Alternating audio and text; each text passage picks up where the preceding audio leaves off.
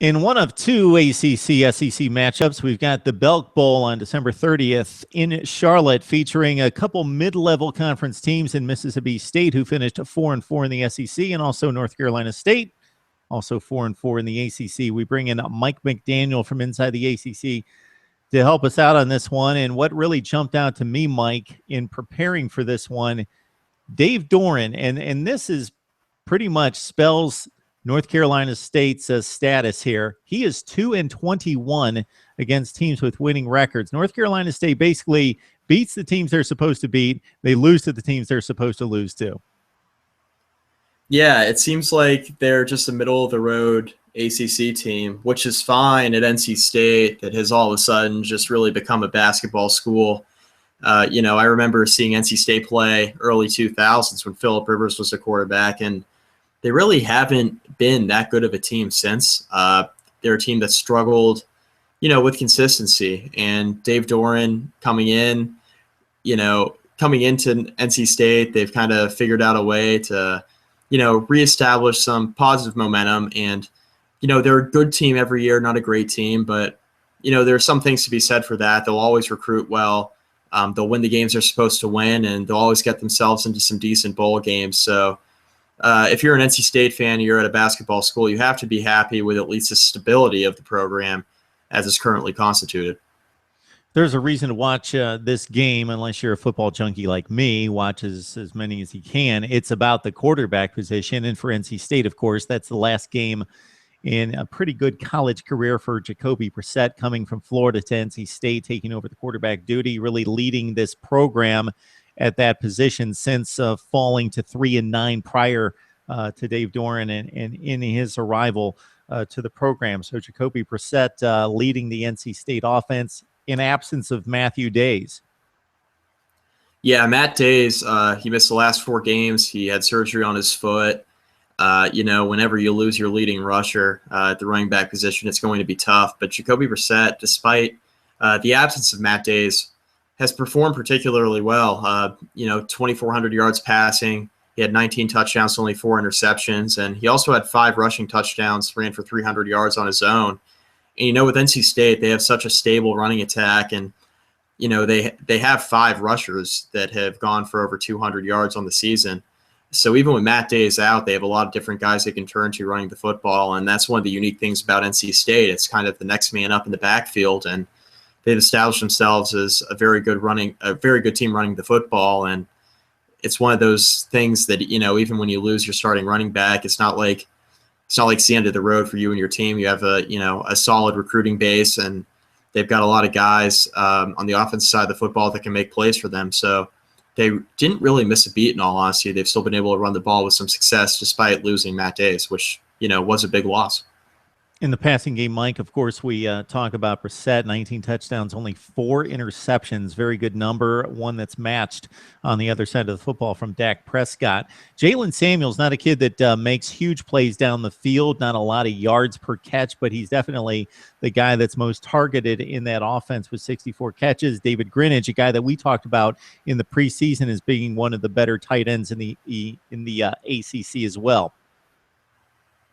Yeah, they got 2 tight ends that really catch the ball well, like you said. And it's actually a little bit surprising that David Greenidge wasn't featured as much as we thought he might.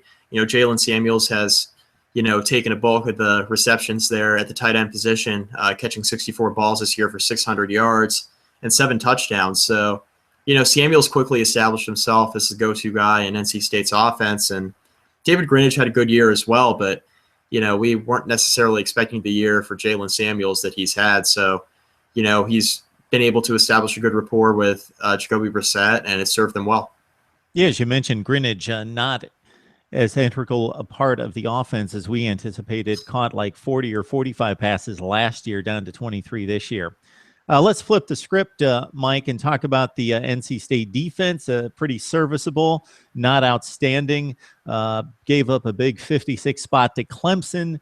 A game in which they led at one point late second quarter, and it was a shootout, and then they got behind and really couldn't keep up with Clemson there. I note the efforts of Mike Rose in all ACC selection. He was all over the place. 15 tackles for loss 10.5 sacks, and they actually had 3 players here in Bradley Chubb and B.J. Hill with double-digit tackles for loss. NC State has consistently been a good defense the last couple seasons, but nothing really jumps off the page at you. And their offense has kind of driven the conversation with them whenever they're brought up nationally. Everybody likes to jump and talk about Jacoby Brissett because of how good he is passing and running the football. But NC State's defense has had to keep them afloat this year. And they've done a pretty good job doing so. Other than they gave up 28 to Virginia Tech offense that was missing Michael Brewer. That's never good. Tech struggled offensively when Michael Brewer got hurt after the Ohio State game. They never really found their footing. So giving up 28 to them was obviously an issue. Giving up 56 points to Clemson. Well, Clemson was scoring 56 on everybody, it seemed like this year. Their offense was so dynamic. But they had a lot of games that they were in for the most part, and the defense was a big reason why. They forced some timely turnovers, and, they beat the teams that they needed to beat this year. And I think that that's one thing that can be said about NC State. Their defense will keep them in enough ball games that if their offense performs to their capability, more often than not, they're going to win the game. So while there needs to be improvement on the defensive side of the football, I think that, the 2015 season overall for the Wolfpack was a good stepping stone. So while Jacoby Brissett has definitely been the face of the franchise on the NC State side, there's an even more highly acclaimed player on the field, and that's Dak Prescott from Mississippi State. Found himself in the Heisman race in 2014. Much of that had to do with Mississippi State shooting out of the gate at like 6 or 7-0, number 1 in the country. Prescott had just as good a season this year, but because of losing a couple games early, wasn't really talked about it at that rate this year in looking at the Downtown Athletic Club and the Heisman. But to look at the stat sheet and to watch this kid play, he's definitely one of the top 10 or 12 quarterbacks in all of college football. Yeah, it's kind of unfair because last season, with all the expectations that were put on Mississippi State when they jumped off to that quick start, Dak Prescott was a big reason why. But I think the argument can be made that this season, his stats have been even more impressive. He's thrown for 3,400 yards this year, just as he did last year. He's completed a higher percentage of his passes, nearly 67% versus 62% last season. And he's cut down on the turnovers. While he has 2 less touchdown passes currently, he's got 25 touchdowns on the year thus far. He had 27 last year. He's only turned the ball over 4 times through the air, and last year he had 11 interceptions. So there's been quite a modest improvement for him overall in his game, and that's not to mention the load that that he shoulders running the football. Last year he had 986 yards rushing, and this year he only rushed for 541 yards, but he only rushed for 4 less touchdowns this season than he did last season. And I think a lot of the improvement passing the football is that he hasn't had to shoulder quite the load that he did last year, but he's still putting up efficient numbers offensively. And, I think that for Dak Prescott, going out in this bowl game and winning one last game as a senior is all he can really ask for after a very, very good career at Mississippi State. To your point, Mike, this Mississippi State offense last year had Josh Robinson, who's now playing in the NFL, nicknamed the bowling ball. He was the guy that shouldered the load in the running game, ran for over 1,000 yards, and they really don't have that type of production at running back. Dak Prescott's the guy running the ball with almost 200 yards more than Brandon Holloway. You got Ashton Shumpert, who was a highly acclaimed recruit as a 4 or 5 star with only 200 yards rushing. Holloway with 372, although he chips in with 29 receptions out of the backfield. So Prescott also has to run the football more than anybody else on the field. Yeah, and that was the case last year too. And, while he had a better running game at the running back position last year, he was still asked to do a ton in the running game. I think this year they kind of let off the gas pedal a little bit in the running attack and kind of let Dak Prescott kind of hand the ball off a little bit more, despite him carrying the ball 148 times this year. I think there's a little bit more pressure on him to throw the ball this year, and he was able to do that more successfully. And I think that keeping Dak Prescott healthy, you never hear about, whether or not he's hurt or, nicked up, but, the less and less that you run the football with your quarterback, I think the better. Even though Dak Prescott is a pretty big guy, he stands only 6'2", but when you have a guy of his stature and you look at him in person, I mean, he's a big guy and he runs the football effectively. So I think the way that he was able to spread the ball out, particularly to a lot of his big time receivers this year, he had two guys in particular, Fred Ross and Darunya Wilson. Both of them went over 800 yards on the year and had 13 touchdowns combined between the two of them. And I think that had a great deal to do with Dak Prescott's success this year. He had two go-to guys instead of maybe just, relying a little bit too much on the run like they did last year. So, while he didn't rush for as many yards and he still had a ton of attempts, throwing the football, he was a little bit more successful this year, due in large part to the weapons they had on the outside. Yeah, Ross caught 81. Darunya Wilson, you mentioned him. He's been a very productive receiver for a number of years for Mississippi State. Caught 55, and he's actually, the background on him, a basketball player, basketball stud coming out of high school. He was a Mr. Alabama basketball and switched to football. He plays a little basketball for Mississippi State, but actually he's turned into an NFL prospect at wide receiver. Mississippi State on defense actually boasted one of the best secondaries in the country coming into the season. Will Redmond, their stud, played the first 7 games. They got hurt, knocked out for the season. Along the defensive front, Chris Jones isn't a kid that compiles a ton of statistics, but he ties up blockers, and we're going to see him play on Sundays.